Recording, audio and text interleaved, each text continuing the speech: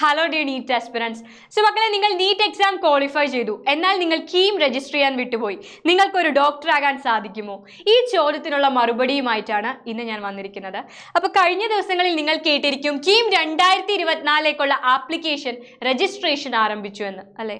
എന്താണ് KEAM? Kerala engineering, architecture and medicine, medical അനുബന്ധ കോഴ്സുകളിലേക്കുള്ള പ്രവേശന പരീക്ഷകളാണ് നടക്കുന്നത്. ഇതിന് അപ്ലൈ ചെയ്യേണ്ടത് 27/3/2024 വെനസ്ഡേ തൊട്ട് നിങ്ങൾക്ക് കീമിൽ രജിസ്റ്റർ ചെയ്യാൻ സാധിക്കും. ആൻഡ് നിങ്ങൾ ഓൺലൈനായിട്ട് ഫീ അടച്ച് അപ്ലൈ ചെയ്യേണ്ട ലാസ്റ്റ് ഡേറ്റ് 17/4/2024 5 മണി വരെയാണ്. ഞാൻ നിങ്ങൾക്ക് സപ്പോർട്ടിംഗ് ഡോക്യുമെന്റ്സ് 24/4/2024 വെനസ്ഡേക്ക് മുൻപായിട്ട് സബ്മിറ്റ് ചെയ്യാൻ സാധിക്കും. എന്തിനു വേണ്ടിയിട്ടായിരിക്കും നീറ്റ് ആപ്ലിക്കൻസ് ആയിട്ടുള്ള നീറ്റ് എക്സാം എഴുതുന്ന നിങ്ങൾ കീം അപ്ലൈ ചെയ്യേണ്ടതായിട്ട് വരുന്നത്? അതിനുള്ള ഉത്തരം കഴിഞ്ഞ വീഡിയോസിൽ നമ്മൾ കണ്ടിരുന്നു മക്കളെ. അതായത് നമ്മുടെ ഇന്ത്യയിലെ ഗവൺമെന്റ് മെഡിക്കൽ കോളേജസ് എടുക്കുകയാണെങ്കിൽ 15% സീറ്റുകളിലേക്ക് ഓൾ ഇന്ത്യ കോട്ട MBBS വഴിയും ബാക്കി വരുന്ന 85% സീറ്റുകളിലേക്ക് സ്റ്റേറ്റ് മെറിറ്റിലൂടെയുമാണ് അഡ്മിഷൻ നടത്തുക. അതായത് ഒരു കോളേജിൽ 100 സീറ്റ് ഉണ്ടെങ്കിൽ അതിൽ 15 സീറ്റിലേക്ക് മാത്രമാണ് ഓൾ ഇന്ത്യ കോട്ട MBBS വഴി പ്രവേശനം നടത്തുക.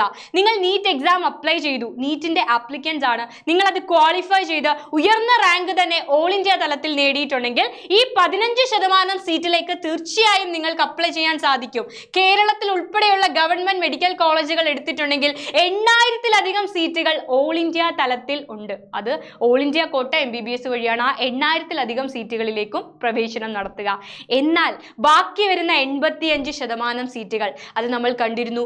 ഓരോ സ്റ്റേറ്റിന്റെയും ക്രൈറ്റീരിയ അനുസരിച്ച് സ്റ്റേറ്റിന് അർഹരായ വിദ്യാർത്ഥികൾക്കാണ് ഈ 85% സീറ്റുകളിലേക്കും അപേക്ഷിക്കാൻ സാധിക്കുക.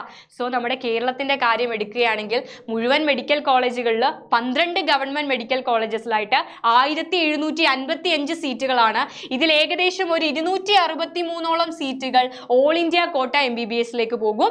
ഇതിൽ കേരളത്തിലെ സ്റ്റുഡൻസ് ആയിട്ടുള്ളവർക്കും അതേപോലെ മറ്റ് സ്റ്റേറ്റിലെ സ്റ്റുഡൻസിനും അപ്ലൈ ചെയ്യാനായിട്ട് സാധിക്കും.